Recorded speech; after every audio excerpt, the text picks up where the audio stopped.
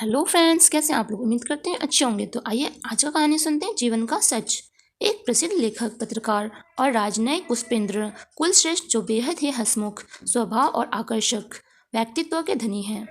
उनकी पत्रकारिता देश ही नहीं अपितु विदेश में भी प्रसिद्ध है। उन्होंने वैसी जगह पर भी पत्रकारिता की है जहां अन्य पत्रकारों के लिए संभव नहीं है। उनकी हंसमुख प्रवृत्ति और हाजिर जवाब जैसे कोई और नहीं है।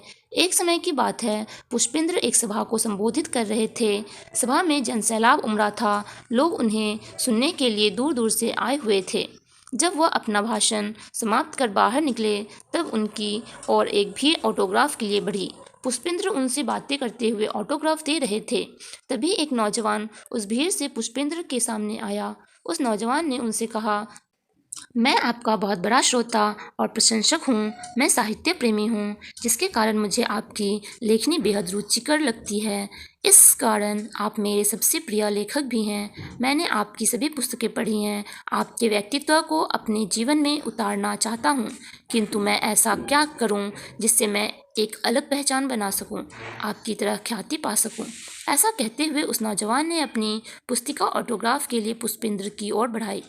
पुष्पेंद्र ने उस समय कुछ नहीं कहा और उसकी पुस्तिका में कुछ शब्द लिखे और ऑटोग्राफ देकर उस नौजवान को पुस्तिका वापस कर दी। इस पुस्तिका में यह लिखा हुआ था, आप अपना समय स्वयं को पहचान दिलाने के लिए लगाएं। किसी दूसरे के ऑटोग्राफ से आपकी पहचान नहीं बनेगी। जो समय आप दूसरे लोगों के लिए देते हैं, वह समय आप स्वयं के लिए दें। नौजवान इस जवाब को पढ़कर बेहद प्रसन्न हुआ और उसने पुष्पेंद्र को धन्यवाद कहा कि मैं आपका यह वचन जीवन भर याद रखूंगा और अपनी एक अलग पहचान बनाकर दिखाऊंगा। पुष्पेंद्र ने उस नौजवान को धन्यवाद दिया और सफलता के लिए ढेर सारी शुभकामनाएं भी दी।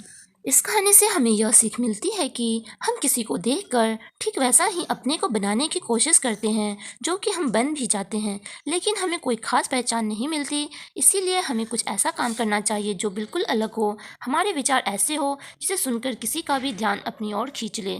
धन्यवाद। आपको कहानी अच्छी लगी हो तो प्लीज़ लाइक एंड सब्सक्राइब जरूर करें।